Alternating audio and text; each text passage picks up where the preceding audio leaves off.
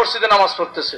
অতএব ঈদগাহ ময়দানে নামাজ পড়া সুন্নাত, আমার কারণে যদি সুন্নাতের খেলাফ হয় আমি দায়বদ্ধ থাকবো। অতএব আশেপাশে যতগুলো মসজিদ আছে আমরা যেন একত্রে ঈদগাহ ময়দানে নামাজ পড়তে পারি, আল্লাহ তাআলা সেই তৌফিক আমাদেরকে দান করে। বলেন আমিন, বলেন আল্লাহুম্মা আমিন, বলেন আল্লাহুম্মা আমিন।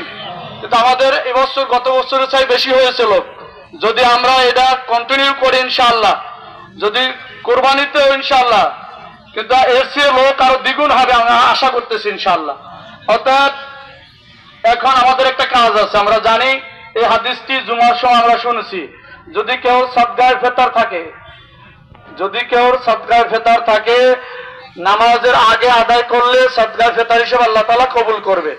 আর যদি নামাজের পরে কেউ দান দেন তাহলে সাধারণ দানের ন্যায় সে সওয়াব পাবে। অতএব অনেকের আমাদের বাকি থাকতে পারে, অনেকের বেশি হয়ে গেছে, দিতে দিতে ধরেন 110 টাকা তার ফেতরা হয়েছে কিনা 500 টাকা দিছে, কিন্তু তারপরও ঈদের মাঠের আপনাদের কাছে যে রুমালগুলো যাবে, কিছু না পারেন অন্তত 5 টাকা যেন একটা রুমালে আপনি দান করবেন। এই রুমালে দান করার আগে আমি আপনাদের খেদমতে বলি, আমরা যারা আসছি